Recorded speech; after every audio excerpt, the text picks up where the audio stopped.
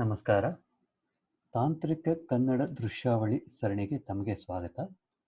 ಇದು signals systems ಮತ್ತು signal processing ಮಾಲಿಕೆ. ಇದರಲ್ಲಿ ಇಂದು ನಾವು Fourier representation of the signal ನೋಡೋಣ. ಇಂದು ನಾವು ಜನರಲ್ ಇಂಟ್ರೊಡಕ್ಷನ್ ಟು ಟ್ರಾನ್ಸ್ಫಾರ್ಮೇಷನ್ ಹಾಗೂ ಫೋರಿಯರ್ ಟ್ರಾನ್ಸ್ಫಾರ್ಮ್ ಬಗ್ಗೆ ಜನರಲ್ ಇಂಟ್ರೊಡಕ್ಷನ್ಗಳನ್ನು ಕೊಡ್ತೇವೆ.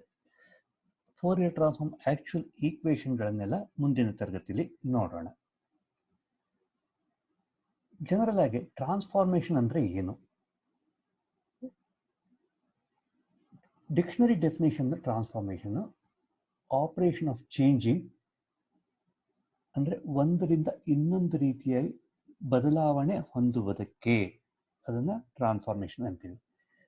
ಬೈ ರೊಟೇಷನ್ ಅಥವಾ ಮ್ಯಾಪಿಂಗ್ ಯಾವುದೋ ರೀತಿಯಿಂದ ಅದನ್ನು ಬದಲಾವಣೆ ಮಾಡುವುದಕ್ಕೆ one configuration or expression into another accordance with a mathematical rule.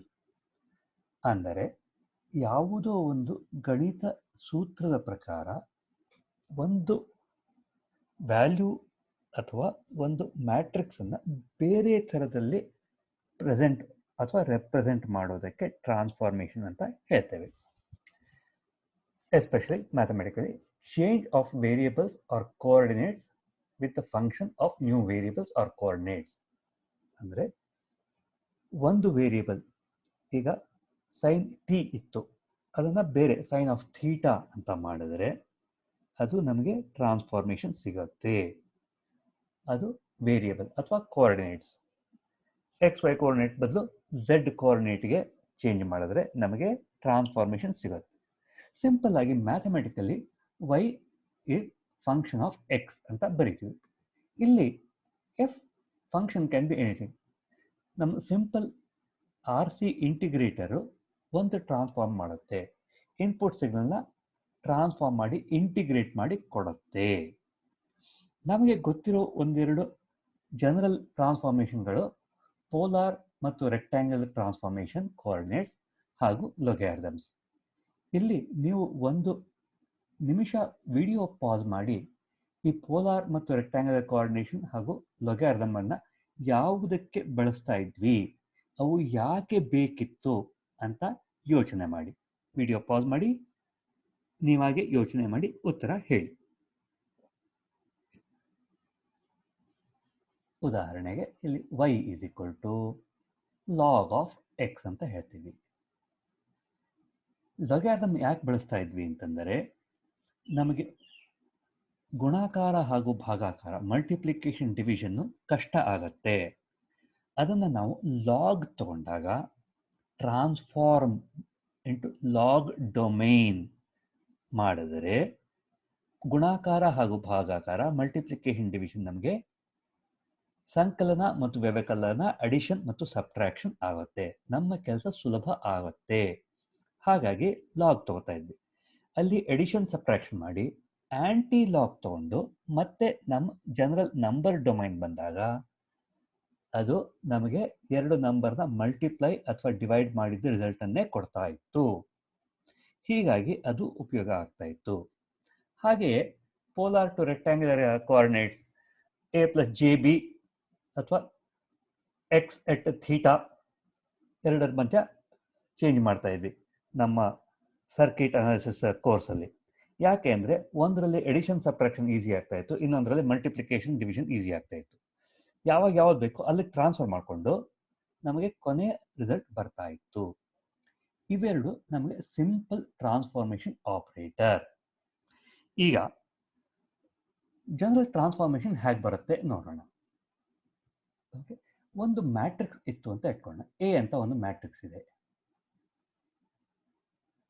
ಇದನ್ನ ಇನ್ನೊಂದು ಮ್ಯಾಟ್ರಿಕ್ಸ್ ಬಿ ಇಂದ ಮಲ್ಟಿಪ್ಲೈ ಮಾಡಿದ್ರೆ ನಮಗೆ ಇನ್ನೊಂದು ಮ್ಯಾಟ್ರಿಕ್ಸ್ ಸಿ ಸಿಗುತ್ತೆ.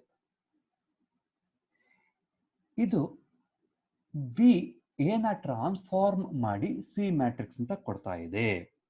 ಅಥವಾ ಸಿ ಮ್ಯಾಟ್ರಿಕ್ಸ್ ಬಿ ಇನ್ವರ್ಸ್ ಹಾಕಿದ್ರೆ ನಮಗೆ ಎ ಮ್ಯಾಟ್ರಿಕ್ಸ್ ವಾಪಸ್ ಬರುತ್ತೆ. ಈ ಟ್ರಾನ್ಸ್ಫಾರ್ಮೇಷನ್ ಈ ಥರದ್ಗಳು ನಮಗೆ ಬೇರೆ ಕಡೆಯೂ ಉಪಯೋಗ ಆಗುತ್ತೆ. ಉದಾಹರಣೆಗೆ ನಮ್ಮ ಡೇಟಾ ಕಾಂಪರೇಷನ್ ಬೇಕು ಅಂತಂದರೆ ಈ ಎ ಮ್ಯಾಟ್ರಿಕ್ಸ್ ಅನ್ನ ಸ್ಕ್ವೇರ್ ಮ್ಯಾಟ್ರಿಕ್ಸ್ ಅಂತ ಅನ್ಕೊಳ್ಳೋಣ, n cross n. 10 into 10 10 row ಇದೆ, 10 ಕಾಲಮ್ ಇದೆ ಅಂತ ಅಂದ್ಕೊಳ್ಳೋಣ. ಇಲ್ಲಿ ಒಂದು ರೋ ಇಂಟು n ಕಾಲಮ್, ಇನ್ನೊಂದು ಮ್ಯಾಟ್ರಿಕ್ಸ್ ಪಿ ಅಂತ ಇಟ್ಕೊಳ್ಳೋಣ. ಇವೆರಡು ಮಲ್ಟಿಪ್ಲೈ ಮಾಡಿದಾಗ ನಮ್ಗೆ ಏನು ಬರುತ್ತೆ? ನಮಗೆ ಇನ್ನೊಂದು ಮ್ಯಾಟ್ರಿಕ್ಸ್ ಕ್ಯೂ ಬರುತ್ತೆ. ಇದು 1 ಕ್ರಾಸ್ n ಆಗಿದೆ. ಅಂದರೆ ನಮ್ಮ n ಕ್ರಾಸ್ n ಮ್ಯಾಟ್ರಿಕ್ಸ್ ಇದ್ದದ್ದು 1 ಕ್ರಾಸ್ n ಮ್ಯಾಟ್ರಿಕ್ಸ್ ಆಯಿತು. ಇದು ಕಂಪ್ರೆಷನ್ ಆಯಿತು. ಹಾಗೆ ಈ ಕ್ಯೂ ಮ್ಯಾಟ್ರಿಕ್ಸ್ನ ಇನ್ನೊಂದು ಮ್ಯಾಟ್ರಿಕ್ಸಿಂದ ಮಲ್ಟಿಪ್ಲೈ ಮಾಡಿ ನಮಗೆ ಎ ಮ್ಯಾಟ್ರಿಕ್ಸ್ ವಾಪಸ್ ಬರಬಹುದು. ಕಾಂಪ್ರೆಷನ್ ಡಿಕಂಪ್ರೆಷನ್ ಆಗುತ್ತೆ. ಇಲ್ಲಿ ಇನ್ನೂ ಒಂದು ಸೂಕ್ಷ್ಮವನ್ನು ಗಮನಿಸೋಣ. ಎ ಅಲ್ಲಿ ಎನ್ ಕ್ರಾಸ್ ಎನ್ ಅಂತ ಇಟ್ಕೊಳ್ಳೋಣ, ಸ್ಕ್ವೇರ್ ಮ್ಯಾಟ್ರಿಕ್ಸ್ ಇಟ್ಕೊಳ್ಳೋಣ. ಯಾವುದೇ ಒಂದು ರೋ ಅನ್ನ ಇನ್ನೊಂದು ರೋ ಅಲ್ಲಿ ಥರ ಎಕ್ಸ್ಪ್ರೆಸ್ ಮಾಡಲಿಕ್ಕೆ ಸಾಧ್ಯ ಆಗದೇ ಇದ್ದರೆ ಇದನ್ನ ಆರ್ಥೋಗಾನಲ್ ಅಂತ ಹೇಳ್ತೇವೆ. ರೋ ಅಥವಾ column, a row or column cannot be expressed as any other row or column. ಅಂದರೆ column 3 is equal to 3 times column 1. Okay? Column C3 is equal to 3 times column 2. ಈ ಥರ ಇದ್ದರೆ ಇದು ಆರ್ಥೋಗಾನಲ್ ಅಲ್ಲ. ಯಾವುದೇ ರೋನ ಇನ್ನೊಂದು ರೋ ಇಂದ ಮಲ್ಟಿಪ್ಲೈ ಮಾಡಿದ್ರೆ ಆಗಬಾರ್ದು. ಅತ್ಯಂತ ಸಿಂಪಲ್ ಆರ್ಥೋಗಾನಲ್ ಟ್ರಾನ್ಸ್ಫಾರ್ಮೇಷನ್ ಐಡೆಂಟಿಟಿ ಮ್ಯಾಟ್ರಿಕ್ಸ್ 1 0 0 0 1 0 0 0 1. ಇದು ಯಾವುದೇ ರೋನ ಇನ್ನೊಂದು ರೋ ಅಥವಾ ಕಾಲಮ್ ಪ್ರಕಾರ ಎಕ್ಸ್ಪ್ರೆಸ್ ಮಾಡಕ್ ಆಗೋದಿಲ್ಲ. ನಾವು ಟ್ರಾನ್ಸ್ಫಾರ್ಮೇಷನ್ನಲ್ಲಿ ಬಳಸುವ ಎಲ್ಲ ಮ್ಯಾಟ್ರಿಕ್ಸ್ಗಳು ಈ ಥರ ಆರ್ಥೋಗೋನಲ್ ಆಗಿ ಇರುತ್ತವೆ. ನಾವು ನೋಡಬೇಕಾಗಿರೋದು ಫೋರಿಯರ್ ಟ್ರಾನ್ಸ್ಫಾರ್ಮ್. ಇಲ್ಲಿ 1 ಬದಲು ಕಾಂಪ್ಲೆಕ್ಸ್ ಎಕ್ಸ್ಪೋನೆನ್ಷಿಯಲ್ ಇರುತ್ತೆ. ಇದರ ಬಗ್ಗೆ ಆರ್ಥೋಗಾನಲಿಟಿ ಬಗ್ಗೆ ಜಾಸ್ತಿ ಇನ್ಫಾರ್ಮೇಷನ್ ಬೇಕಿದ್ದವರು ಅತಾನ್ಸು ಹಡಾರ್ಡ್ ಅಥವಾ ಪಪಾಲಿಸ್ ಪುಸ್ತಕಗಳನ್ನ ನೋಡಬಹುದು. ಇದು ನಮ್ಮದು ಸಿಂಪಲ್ ಟ್ರಾನ್ಸ್ಫಾರ್ಮೇಷನ್ ಮ್ಯಾಟ್ರಿಕ್ಸ್. ಈಗ ನಾವು ನಮ್ಮ ಫೋರಿಯರ್ಗೆ ಬರೋಣ. ಫೋರಿಯರ್ ಏನು, ಯಾಕೆ? Fourier transform converts a time domain signal into a frequency domain signal. ಒಂದು ಎಕ್ಸ್ಟ್ರಾ ಬಂದಿದೆ ಅಂತ ಹೇಳಿ. ಅಂದರೆ ನಮಗೆ ಇಲ್ಲಿ ಎಕ್ಸ್ ಆಫ್ ಟಿ ಸಿಗ್ನಲ್ ಇದೆ ಅಂತಂದರೆ ನಮಗೆ ಫೋರಿಯರ್ ಟ್ರಾನ್ಸ್ಫಾರ್ಮ್ ತಗೊಂಡ್ರೆ ನಮಗೆ ಎಕ್ಸ್ ಆಫ್ ಒಮೆಗಾ ಬರುತ್ತೆ. ಅಂದರೆ ಇಲ್ಲಿ ಪ್ಲಾಟ್ ಮಾಡಿದ್ರೆ ನಮಗೆ ಎಕ್ಸ್ ಆಕ್ಸಿಸ್ ಟೈಮ್ ಟಿ ಇದೆ, ಇಲ್ಲಿ ಎಕ್ಸ್ ಆಕ್ಸಿಸ್ ಒಮೆಗಾ ಇದೆ. ಇದು ಯಾಕೆ ಬೇಕು? ಯಾಕೆ ಅಂತಂದರೆ ನಾವು ಲಾಗ್ ಅಥವಾ ಪೋಲಾರ್ ರೆಕ್ಟ್ಯಾಂಗ್ಯುಲರ್ ನೋಡಿದಾಗೆ ಕೆಲವೊಂದು ಆಪರೇಷನ್ಗಳು ಲಾಗ್ ಅಥವಾ ಪೋಲಾರ್ ರೆಕ್ಟ್ಯಾಂಗ್ಯುಲರಲ್ಲಿ ಈಸಿ ಆಗುತ್ತೆ. ಹಾಗೆಯೇ ಕೆಲವೊಂದು ಆಪರೇಷನ್ಗಳು ನಮಗೆ ಫ್ರೀಕ್ವೆನ್ಸಿ ಡೊಮೈನ್ ಅಲ್ಲಿ ಇದನ್ನು ನಾವು ಟೈಮ್ ಡೊಮೈನ್ ಅಂತ ಹೇಳ್ತೇವೆ. ಇದನ್ನ ಫ್ರೀಕ್ವೆನ್ಸಿ ಡೊಮೈನ್ ಅಂತ ಹೇಳ್ತೇವೆ.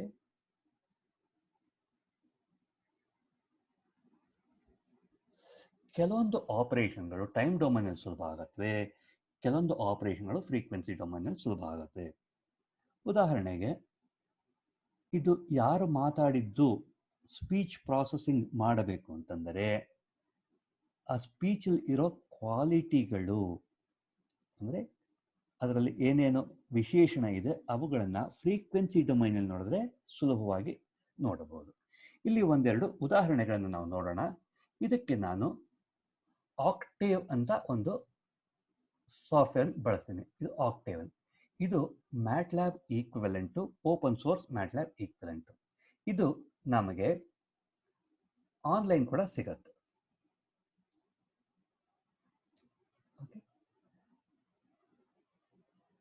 ಇಲ್ಲಿಂದ ನಾವು ಡೌನ್ಲೋಡ್ ಮಾಡಿ ಇನ್ಸ್ಟಾಲ್ ಮಾಡ್ಕೋಬಹುದು ನಮ್ಮ ಸಿಸ್ಟಮಲ್ಲಿ, ಅಥವಾ ಆನ್ಲೈನಲ್ಲಿ ಇಲ್ದು ರನ್ ಮಾಡಬಹುದು. ಇಲ್ಲಿ ನಾವು ಒಂದು ಚಿಕ್ಕ ಪ್ರೋಗ್ರಾಮ್ ರನ್ ಮಾಡಿ ಸೈನುಸಾಯ್ಡಲ್ ಸಿಗ್ನಲ್ ಪ್ಲಾಟ್ ಮಾಡಿದ್ದೀವಿ. ಇಲ್ಲಿ ನಮ್ಮ ಎಕ್ಸ್ ಆಕ್ಸಿಸ್ ಟೈಮ್ ಇದೆ, ಅಂದರೆ 1 ಸೆಕೆಂಡಲ್ಲಿ ಇದು ಒಂದು ಆವರ್ತ ಮುಗಿಸಿದೆ, ಅಂದರೆ ಇದು 1 ಹರ್ಟ್ಜ್ ಸಿಗ್ನಲ್. ಮುಂದಿನದಕ್ಕೆ ನಾನು ನನ್ನ ಸಿಸ್ಟಮಲ್ಲಿ ಇದ್ದಿದ್ದು ಆಕ್ಟೇವ್ ಪ್ರೋಗ್ರಾಮ್ನ ಬಳಸ್ಕೋತೇನೆ. ಇದೊಂದು 3 ಸಿಗ್ನಲ್, ಇದನ್ನ ರನ್ ಮಾಡಿ ನೋಡೋಣ ಏನು ಬರುತ್ತೆ ಅಂತಂದು. ಓಕೆ, ಇಲ್ಲಿ ನಮಗೆ 3 ಸಿಗ್ನಲ್ ತೊಗೊಂಡಿದ್ದೀವಿ. 1 ಹರ್ಟ್ಸ್, ಇದು 3 ಹರ್ಟ್ಸು, ಇದು 5 ಹರ್ಟ್ಸ್ ಸಿಗ್ನಲ್ಲು. ಈ ಮೂರನ್ನು ಆ್ಯಡ್ ಮಾಡಿ ನಮಗೆ ಒಂದೇ ಒಂದು ಸಿಗ್ನಲ್ ಈ ಥರ ಬಂದಿದೆ. ಈಗ ನಿಮಗೆ ಈ ಒಂದೇ ಸಿಗ್ನಲ್ ಕೊಟ್ಟರೆ ಇದರಿಂದ ನಿಮಗೆ ಎಷ್ಟು ಫ್ರೀಕ್ವೆನ್ಸಿ, ಇದರಲ್ಲಿ ಯಾವ್ಯಾವ ಫ್ರೀಕ್ವೆನ್ಸಿ ಇದೆ ಅಂತ ಕಂಡುಹಿಡಿಯೋಕ್ಕೆ ಸಾಧ್ಯನಾ? ಇಲ್ಲ. ಈ ಚಿತ್ರ ನೋಡಿದ್ರೆ ಸಾಧ್ಯ ಇಲ್ಲ. ಅದೇ ಇದನ್ನು ನಾವು 3Dಯಲ್ಲಿ ಪ್ಲಾಟ್ ಮಾಡಿದ್ರೆ, ಇನ್ನೊಂದು ಆಲ್ಮೋಸ್ಟ್ ಸೇಮ್ ಪ್ರೋಗ್ರಾಮ್, ಇದನ್ನ 3D ಮಾಡ್ತೇನೆ. ಪ್ಲಾಟ್ 3 ಹಾಕಿ 3D ಪ್ಲಾಟ್ ಮಾಡ್ತಾ ಇದ್ದೀನಿ. ಇದನ್ನ ರನ್ ಮಾಡಿ ತೋರಿಸ್ತೀನಿ. ಇಲ್ಲಿ ನಮಗೆ ಇದು ಟೈಮ್ ಆಕ್ಸಸ್ಸು, ಇದು ನನಗೆ ಫ್ರೀಕ್ವೆನ್ಸಿ ಆಕ್ಸಸ್. 3Dಯಲ್ಲಿ ಪ್ಲಾಟ್ ಮಾಡಿದ್ದೀನಿ, ಆಲ್ಮೋಸ್ಟ್ ಸೇಮ್ ಪ್ರೋಗ್ರಾಮು. ಇದನ್ನು ನಾವು ಟೈಮ್ ಡೊಮೈನಲ್ಲಿ ನೋಡಿದಾಗ ಈ ಥರ ಬರುತ್ತೆ.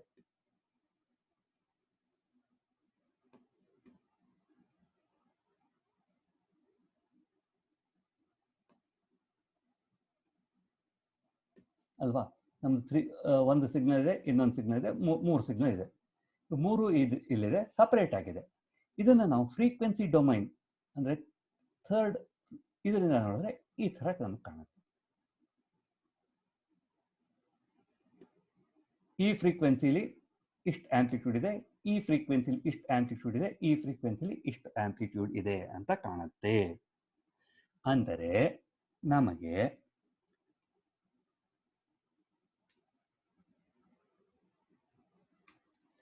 ಸೈನುಸಾಯ್ಡಲ್ ಸಿಗ್ನಲ್ಲು ಟೈಮ್ ಡೊಮೈನಲ್ಲಿ ಈ ಥರ ಕಂಡರೆ ಫ್ರೀಕ್ವೆನ್ಸಿ ಡೊಮೈನಲ್ಲಿ ಈ ಥರ ಕಾಣುತ್ತೆ. ಇದು proportional to the frequency omega. ನಮ್ಮ ಫೋರಿಯರ್ ಟ್ರಾನ್ಸ್ಫಾರ್ಮ್ ಈ ಥರದ ಸಿಗ್ನಲ್ನ ಕೊಡುತ್ತೆ. ನಮ್ಮ ಹಿಂದಿನ ಎಕ್ಸಾಂಪಲ್ ನಾವು ನೋಡಿದ್ದು 3 ಬೇರೆ ಬೇರೆ ಫ್ರೀಕ್ವೆನ್ಸಿಗಳಿತ್ತು, ಹಾಗಾಗಿ ನಮಗೆ 3 ಸಿಗ್ನಲ್ಗಳು ಈ ಥರ ಕಂಡು. ಸೊ 3 ಸಿಗ್ನಲ್ ಈ ಥರ ಕಂಡು. ಇದು ಹೇಗೆ ಮಾಡುತ್ತೆ, ಏನೇನು ಮಾಡುತ್ತೆ, ಇದನ್ನು ನಾವು ಮುಂದಿನ ತರಗತಿಯಲ್ಲಿ ನೋಡೋಣ. ಇಂದಿನ ತರಗತಿಯಲ್ಲಿ ನಾವು ಜನರಲ್ ಟ್ರಾನ್ಸ್ಫಾರ್ಮೇಷನ್ ನೋಡಿದ್ವಿ. ಟ್ರಾನ್ಸ್ಫಾರ್ಮೇಷನ್ ಅಂದರೆ ಏನು, ಹೇಗೆ, ಲಾಗ್ ಹಾಗೂ ಪೋಲಾರ್ ರೆಕ್ಟ್ಯಾಂಗ್ಯುಲರ್ ಎಕ್ಸಾಂಪಲ್ ಉದಾಹರಣೆಗಳನ್ನ ಕೊಟ್ವಿ. ಹಾಗೂ ಫೋರಿಯರ್ ಟ್ರಾನ್ಸ್ಫಾರ್ಮ್ ಅಂದರೆ ಏನು ಅಂತ ನೋಡಿದ್ವಿ. ವೆರಿ ಲೂಸ್ಲಿ ಅಂದರೆ ಫೋರಿಯರ್ ಟ್ರಾನ್ಸ್ಫಾರ್ಮ್ ಟೈಮ್ ಡೊಮೈನ್ ಸಿಗ್ನಲ್ನ ಫ್ರೀಕ್ವೆನ್ಸಿ ಡೊಮೈನ್ಗೆ ಕನ್ವರ್ಟ್ ಮಾಡುತ್ತೆ.